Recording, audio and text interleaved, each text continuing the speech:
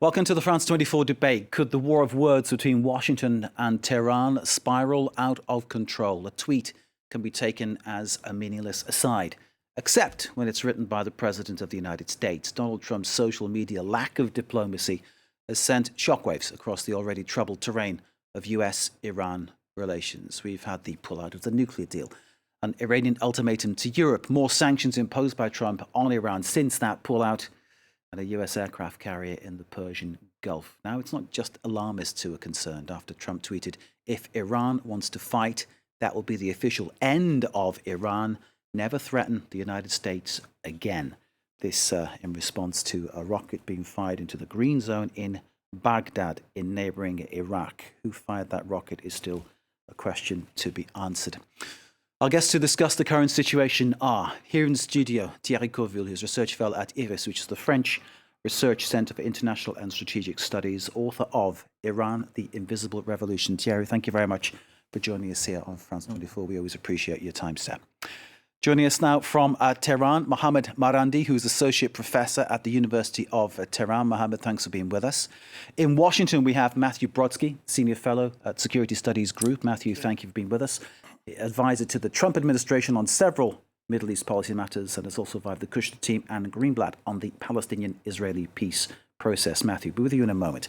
Joining us from London, Tara Kangalu, who's a journalist, a fellow at the East-West Institute. Tara is an award-winning journalist who covered, among other things, the Iran nuclear deal development for one of our rival channels, I believe. Born and raised in Tehran, critical of the US's psychological warfare against Iran, and we're looking forward to getting your thoughts in a moment, Tara. Starting here with Thierry Coville from IRIS here in France. Thierry, people who maybe don't have an inside view of what's happening right now may feel, in some ways, a justifiable concern about the language that's being used and the situation as it stands on the ground. Yes, but I think we have to remind viewers of the historical context. I would say the present difficulties are starting from just 1 year ago when the US pulled out of the nuclear deal, Iranian nuclear deal, and has applied what they call a strategy of maximum pressure on Iran. And I think this strategy doesn't work. Iran has not backed out on the 12 points of negotiation that the US wants. So Iran is not answering. I think there is a temptation in the US. What we have seen is to double down on this strategy. So more economic sanctions to put the pass down, which is the Iranian official army as a terrorist group, sending, saying these military threats. I think it all comes back on this strategy to put pressure on Iran to push them to negotiate. The point is, I think they have not responded positively to this strategy. And, as an expert, I would say that they are not going to respond. So this strategy, in my view, does not work. So it's dangerous because when you increase the tension, at one stage, people can ask, okay, this strategy doesn't work. What do we do? So there is, I suppose, some temptations to, and we know that in the US administration, there are some people who think that a war with Iran could be a solution. So I think this strategy is inefficient. And in some ways, what we see today can be dangerous. But at one stage, the tensions are so much that any event could derail and if it could be problematic. Shocking to imagine that anybody would feel a war could be a solution. Let's go to Tehran, to Mohammad Marandi from the University of Tehran. Mohammad, I hope you can hear us. Be interested to hear what you're saying about the situation in Tehran. What are people saying there? How do they feel about this situation?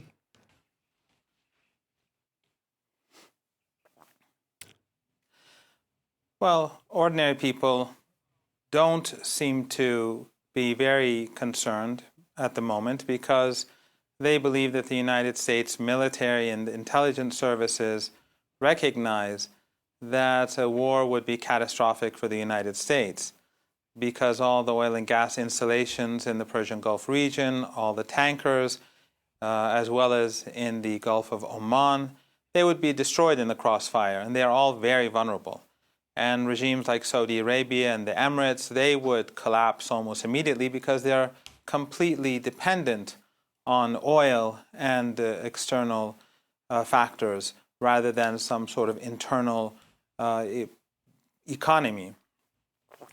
Having said that, however, Iranians are deeply disturbed that the U.S. president can speak in genocidal terms, threaten a Holocaust. Of course, this is what Clinton once did as well when she spoke about obliterating Iran. And then in Western countries, this doesn't really make any waves. This is, he's threatening to destroy 80 to 90 million people. And in Western countries, that's business as usual, a bit worried about whether there's going to be conflict or not, or otherwise. But I think the mood here is also quite clear that the Iranians have tried to ease tensions, despite the fact that the United States violated the nuclear agreement, left the nuclear agreement over a year ago, and despite the fact that the Europeans have been in complete violation of the agreement under American pressure.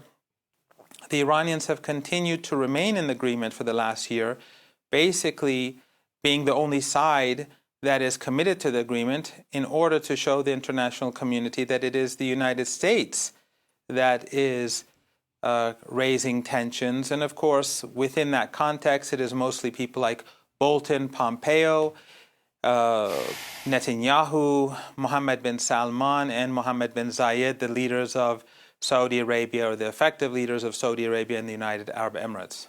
That's the group that your foreign minister refers to as the B team. Can I ask you, Mohammed Marandi, about the rocket fired into Baghdad? That's right. What is being reported in Tehran about that? I mean, clearly Donald Trump feeling that was an Iranian attack towards U.S. interests in Baghdad.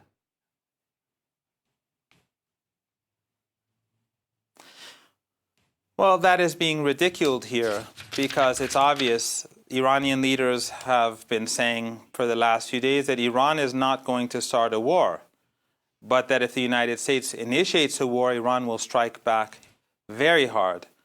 So why would Iran fire a rocket towards somewhere near the U.S. embassy? In fact, the belief here is that it is most probably a false flag operation, and that there are third parties who have an interest in war, such as Saudi Arabia, such as the Israeli regime, such as the United Arab Emirates.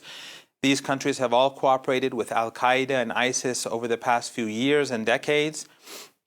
ISIS and al-Qaeda have been working alongside the Israeli border for years. They were based there and cooperating with the Israelis. They've been cooperating, of course, extensively with Saudi Arabia for a very long time. ISIS, before it was al-Qaeda, before splitting away. So these countries have links to extremist groups, and they have a vested interest in carrying out false flag operations.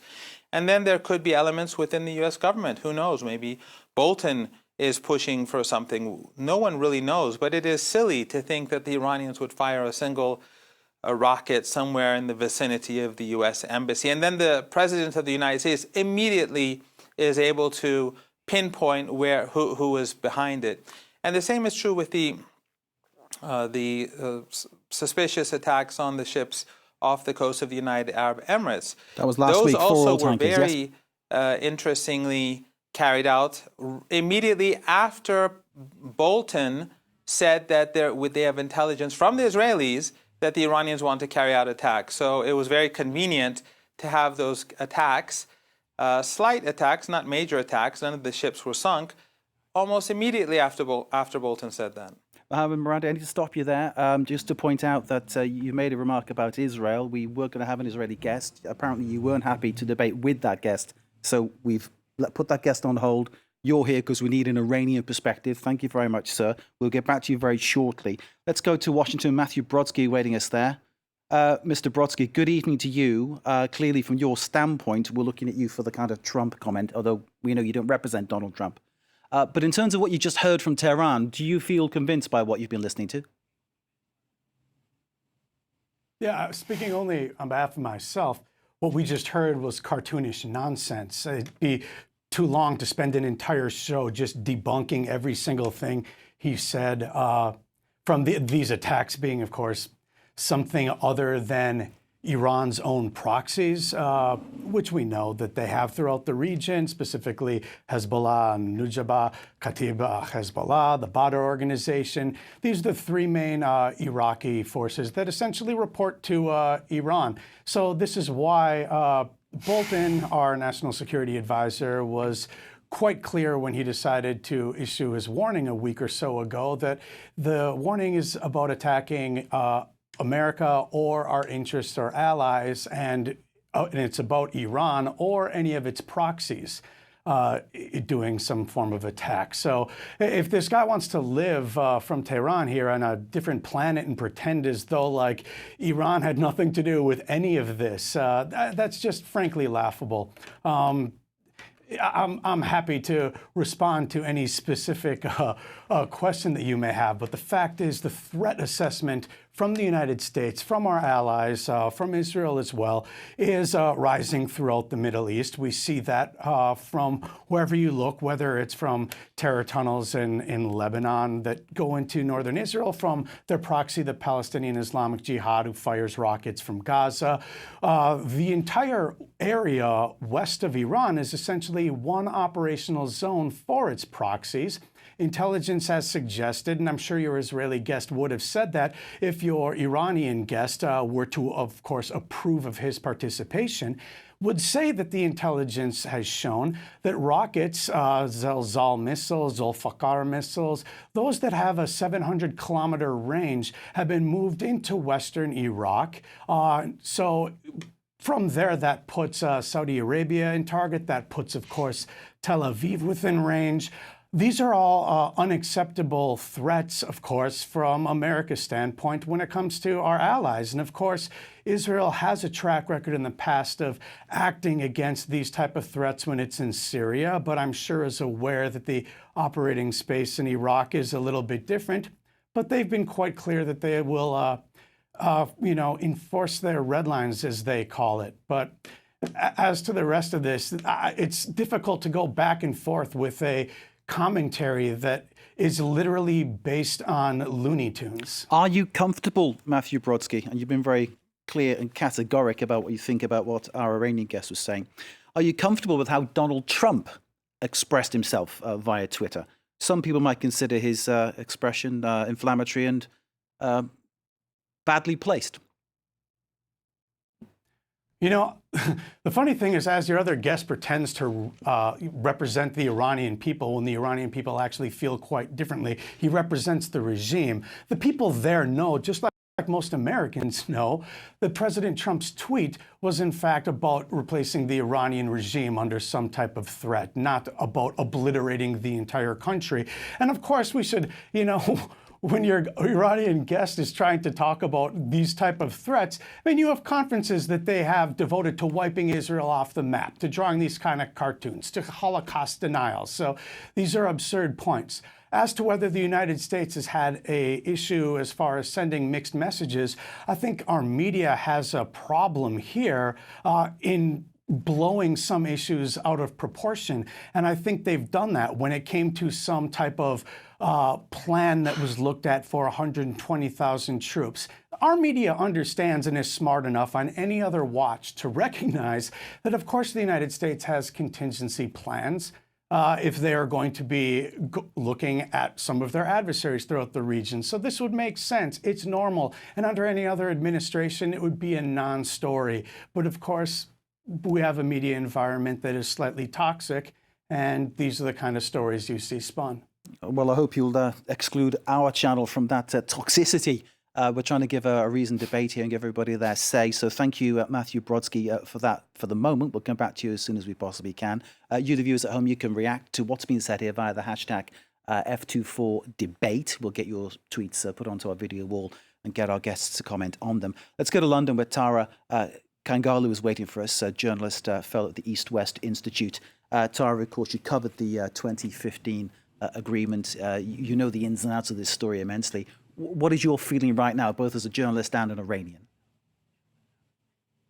I think I'm going to speak as a journalist, objectively reporting in Iran and also in the United States, personal opinions are on the side. Objectively speaking, I think you have to look closely at who is behind all of this, who is really steering the pot and causing all this tension. And that person is John Bolton. John Bolton is someone who has a strong track record of causing tension and turmoil in the region, as everyone knows on this panel, and it's public information that he was one of the architects of the Iraq War. In fact, he was involved in fabricating facts about Iraq and Saddam having weapons of mass destruction, causing a lot of similar turmoil in the media that eventually led into the invasion in Iraq, and in a sense justifying it at the time, which eventually led to the discovery that there were no weapons of mass destruction, and all of that was to serve certain interests and drive certain agendas. So that is very clear.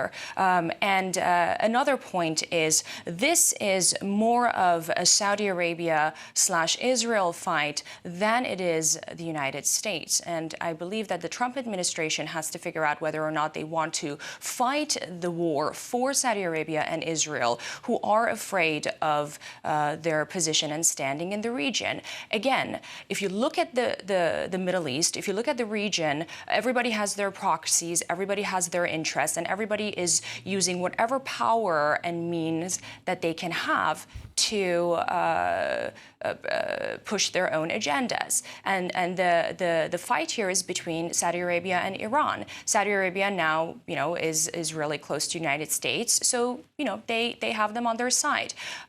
Then the third point here that your other guest mentioned, and that being the Iranian people, this is something that I've written about extensively, and I always say, knowing the nuances in Iran, a country of 80 million, where the majority of the population are, yes, against the regime, but the regime insiders who make a powerful minority very much benefit from these sanctions and the isolation that was created under President Ahmadinejad, and to an extent is created now. So the ones suffering from this pseudo war that is already going on with the stifling financial situation are the Iranians, everyday Iranians. So really, the war with Iran has, in a sense, already started, because those hurting from this are everyday Iranians, and the regime insiders are only emboldening in their position. And again, ultimately, one point I want to say is that, again, your guest from Washington addressed this, and that is regime change. Ultimately, again, this has been, on the record. The Trump administration, in this case, John Bolton and Secretary of State Pompeo, are very keen in leading this tension into what would be a potential regime change that they can orchestrate from inside Iran as a result of stifling economic sanctions and financial turmoil in the country. Tara, thank you. We need to leave it there. Short break, and then it's part two of this debate on the situation between the US and Iran. Stay with us.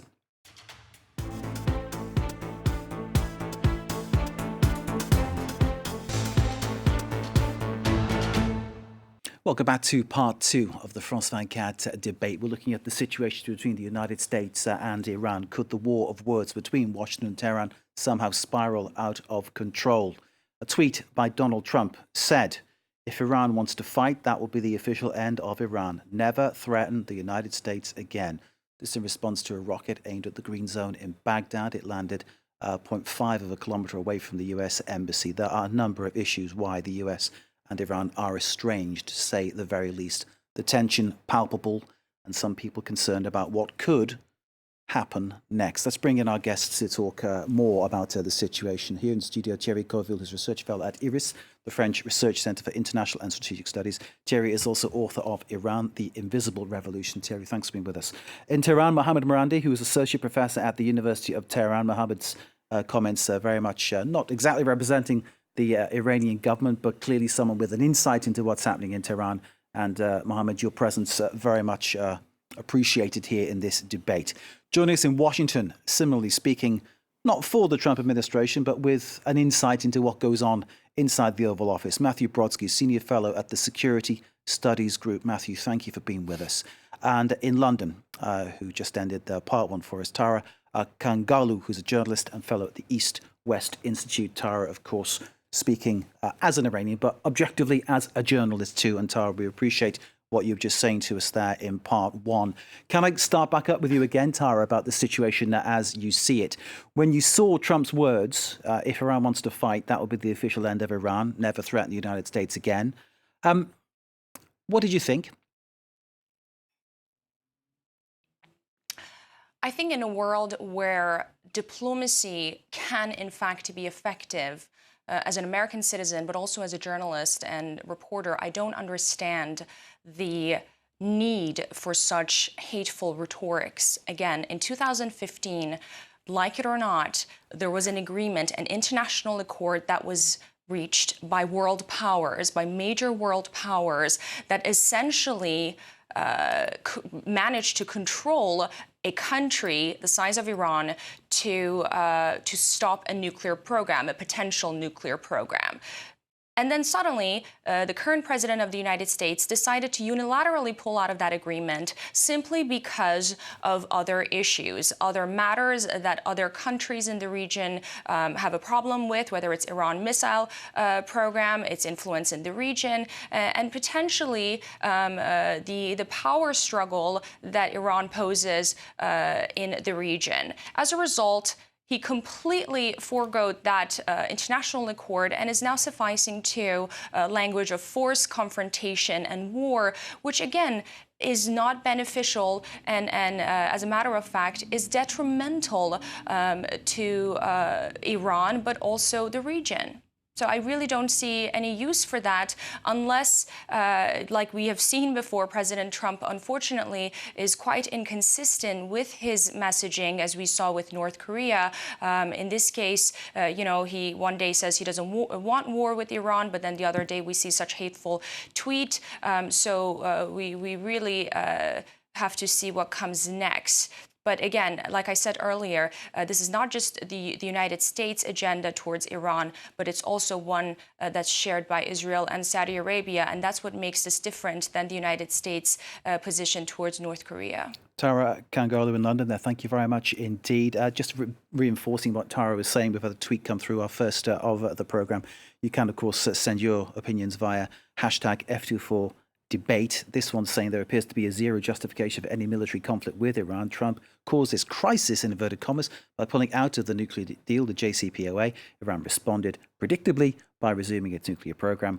Then Hawks use this as a justification for war.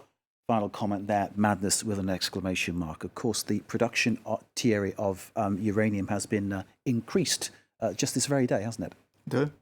Production of uranium in Iran. Yes, I mean, I think that we have to be clear and not trying to give the impression that Iran is dangerous and is looking for a way to attack military interests. But that's what people are saying. That's the creating American these tensions. And what is clear in the Israeli perspective, and the Mr. Professor from Tehran was right.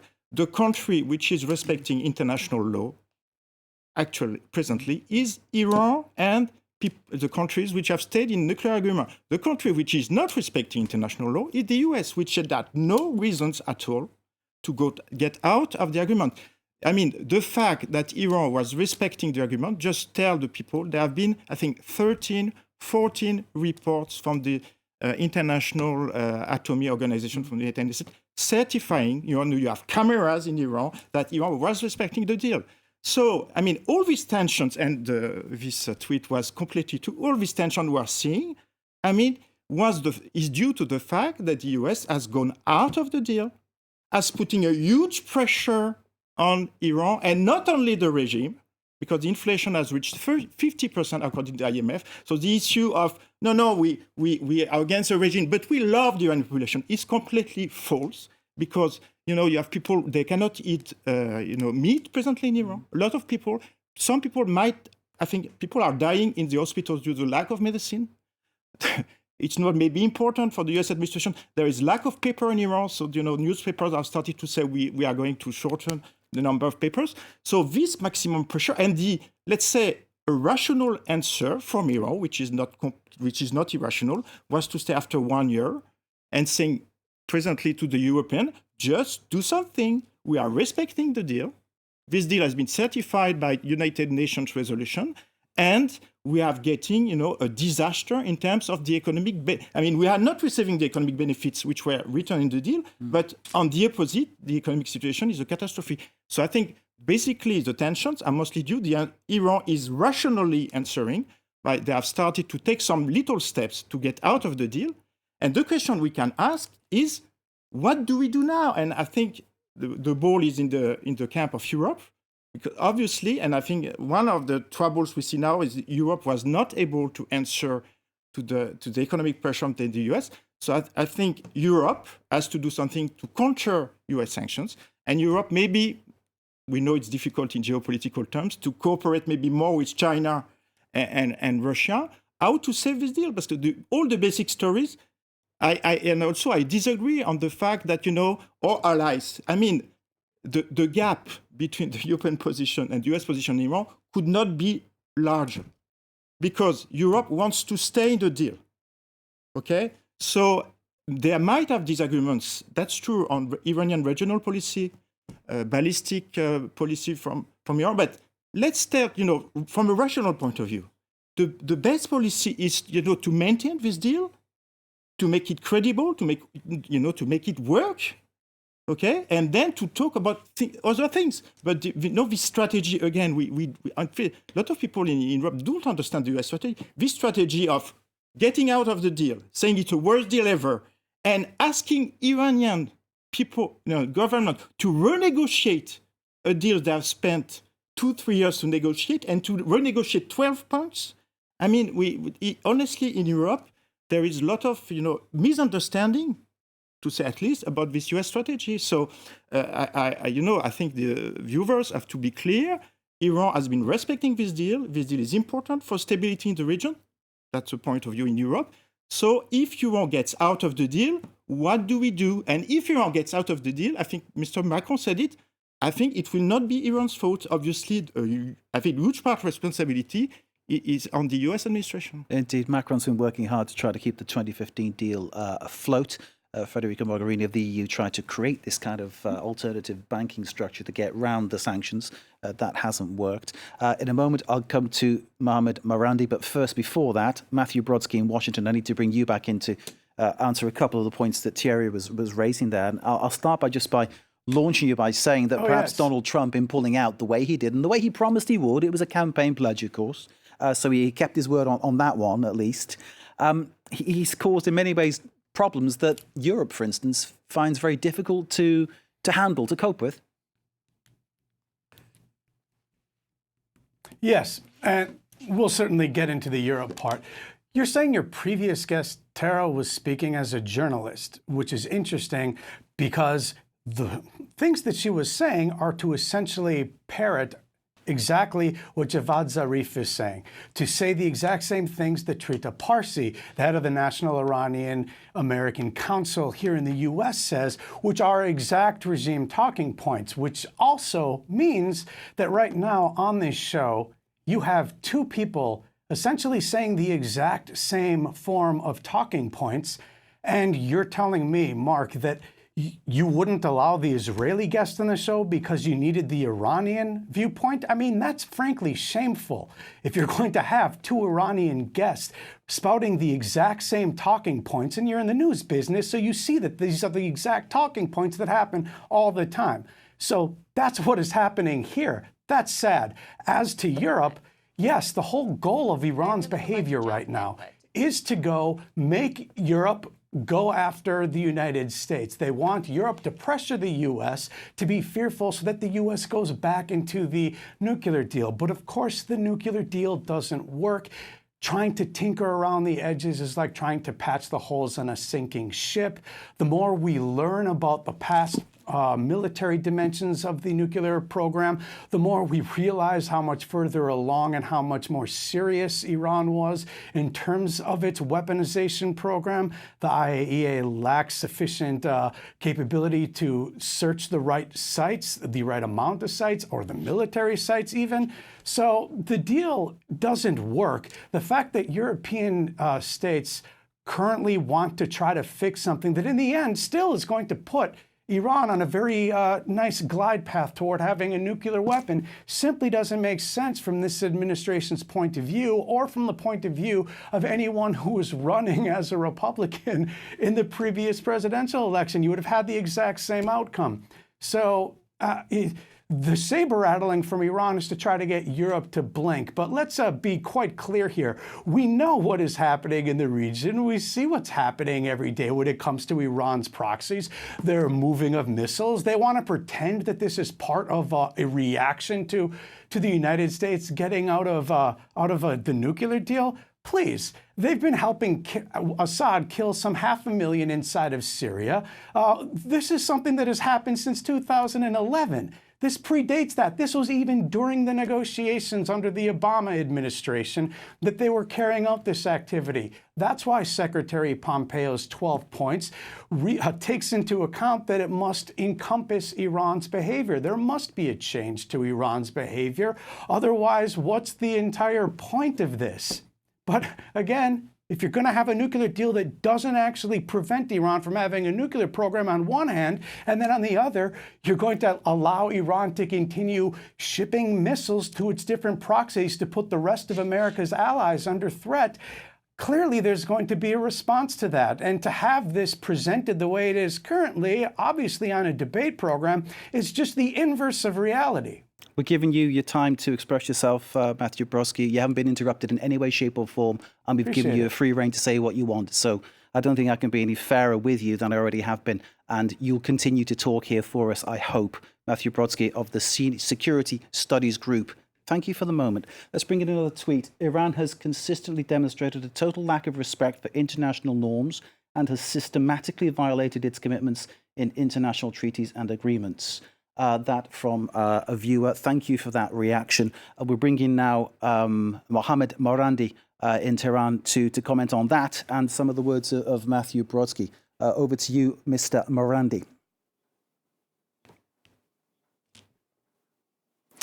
Well, a couple of things. First, I'd like to clarify that I offered to withdraw from the program because I do not want to debate with someone who I believe works within an apartheid system. I did not force anything upon anyone. And I find it very interesting that your American guest does not accept your guest in London, who I don't know, as an American. From what I just heard, she is an American citizen. So she is not American because her position doesn't reflect his. And I think that is probably because she has Middle Eastern roots or West Asian roots. But again, I didn't interrupt you. Again, you insist on imposing your narrative. So that I think is reflective of Make America Great Again. It's very whitish. Anyway, going back to what we were supposed to talk about, and that is that, first of all, in Iran, everyone in Iran has been opposed to the sanctions. And that is why the Iranians accepted the nuclear deal. The debate in Iran was over whether the terms were fair or not. Some thought Iran gave too many concessions, thought it was a good deal, but at the end of the day, everyone agreed to it. So the Iranian side, even those who thought Iran gave too many concessions, were abiding by the deal. The government, the parliament, the Supreme National Security Council, all the elements of the state were on board. So it is the United States that withdrew, and it is the Iranians through consensus who remained. So who is the side that's violating international law? And again, I'd like to stress that according to regular polls carried out by the University of Maryland, the political order in Iran has a high level of legitimacy. Iranian presidential elections are harshly fought. We have consistently over 70% turnout. Ahmadinejad wins, Rouhani wins. But in any case, there was a consensus for Iran, and continues to be a consensus in Iran, to remain within the deal, even though the Europeans are in complete violation, despite pretty words and nice statements. Having said that, again, what I find very disturbing, and contrary to what your American guest was saying, Trump's tweet was Iran. It had nothing to do with the Islamic Republic of Iran, the Republic of Iran, the part of the nation of Iran. It was Iran, mentioned twice. In other words, this was a genocidal tweet. But in the West, it's fine. And of course, it follows a pattern, because in Western countries, you give weapons to Saudi Arabia to starve the people of Yemen. You wipe out Libya. You destroy the lives of people in Venezuela. It's all fine because it's for the greater good of civilization. You support ISIS and Al-Qaeda in Syria, as we saw in the U.S. Defense Intelligence Agency document of 2012. You guys just the let him WikiLeaks say this documents, and a stuff? host of other Really? leaked material. Go ahead, you spoke Matthew, for reply. a long time, and I was completely quiet. So if you would show your capability to listen, show your capability to No, tolerate I've listened others. to this. It's just, Your I mean, you're intolerance is the speaking problem. nonsense, And that's cartoonish the garbage, problem and the whole world that's is the frankly problem aware of of your it. regime. That's the problem of your regime. Yes, we heard it because last time you when think you that issued the the world threats is precisely yours, as your that regime you carried them dictate out. terms. You do not allow others to talk.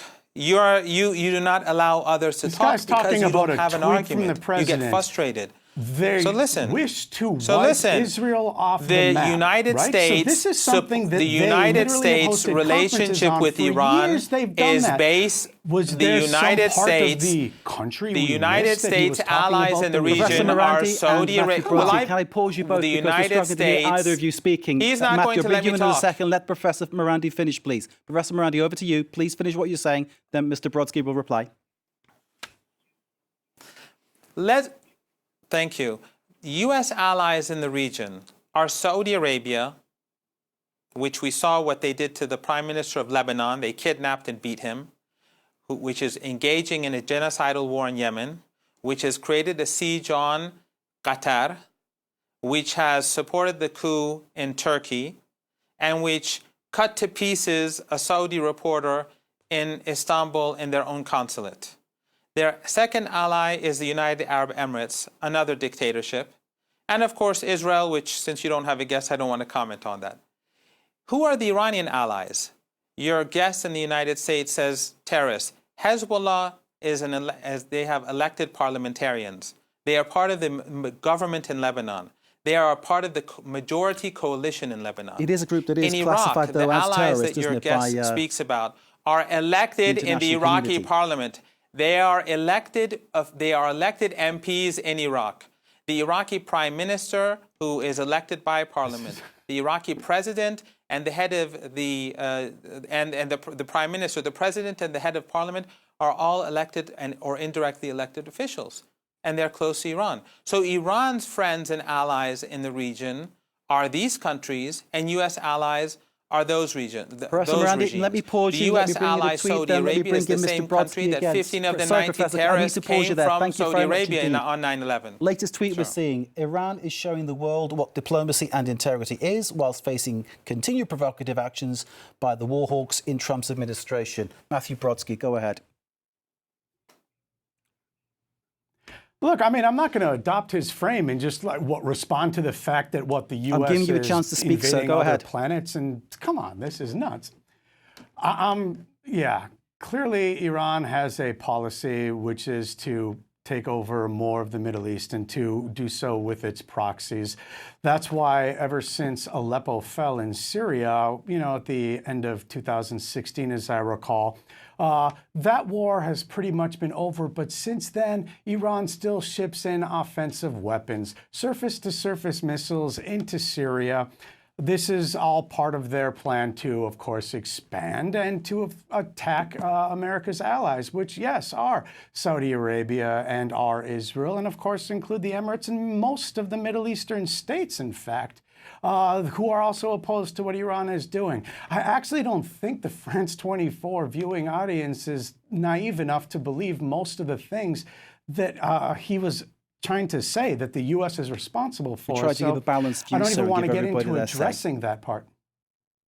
Mr. Brodsky, thank you. I know, but Iran was responsible for carrying out a terrorist attack, or trying to carry out a terrorist attack, just last year inside of France. And of course, you had outside help from a different intelligence agency in stopping that attack. And that should make some Europeans say, geez, I wonder why Iran is behaving that way. Perhaps they're not actually an ally. Matthew Brodsky, thank you very much indeed. Final word, Thierry. Yes, I think here I want to tell our American guests that, in Europe, they would not say, they're not completely naive.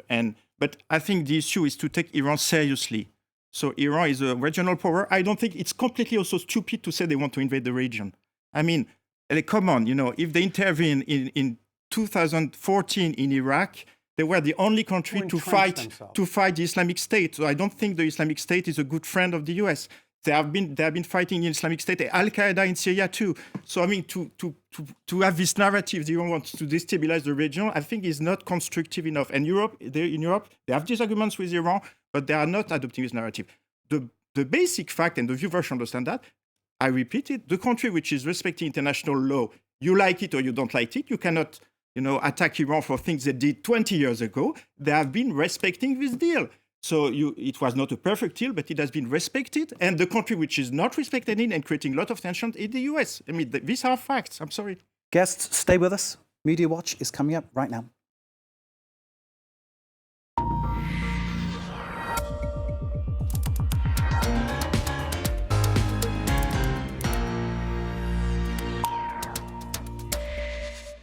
And with Media Watch, Emma James. Emma, good evening to you. Who would have imagined that social media would have become the place where world leaders could make threats against another country? Yes, it does seem incredible, and I'm sure that nobody ever had it in mind when they came up with these ideas for social media, but certainly Donald Trump does on occasion use it to that effect. As we saw earlier, if Iran wants to fight, that will be the official end of Iran. Never threaten the United States again. 207,000 people have liked that tweet. More than 60,000 have retweeted it. One of the most interesting reactions, of course, comes from Iran itself. The Iranian Foreign Minister, Javad Zarif, and he seems to have taken a leaf out of the Trump playbook, really, by giving an insulting nickname to the B team, as he refers to them. He appears to be referring to Trump's foreign policy advisors with that.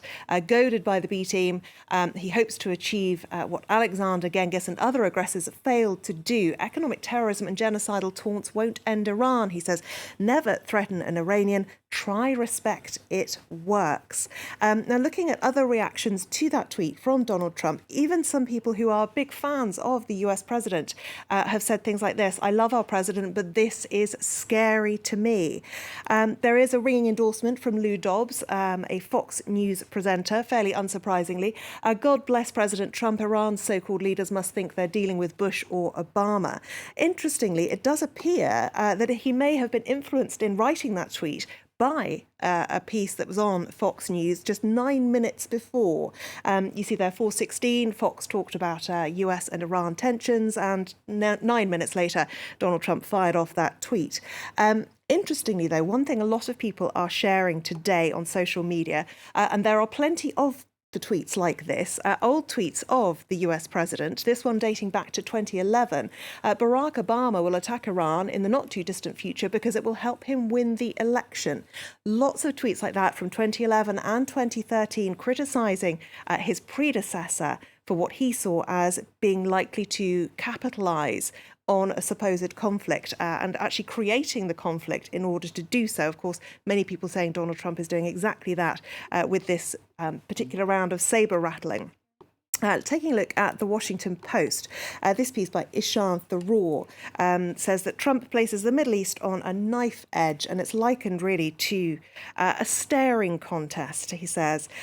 What's interesting, though, is he says that Iran may well shrug off this saber rattling because we've seen these kind of very strong words used against North Korea, which then weren't backed up by actions. And what this writer's wondering is whether the US president might actually be weakening his own position by being so strong on Twitter, but not actually strong in reality. Indeed, food for thought. Emma James with Media Watch, thank you very much indeed. Thanks to all our guests debating this situation between the US and Iran. Stay with us, more to come here, live from Paris.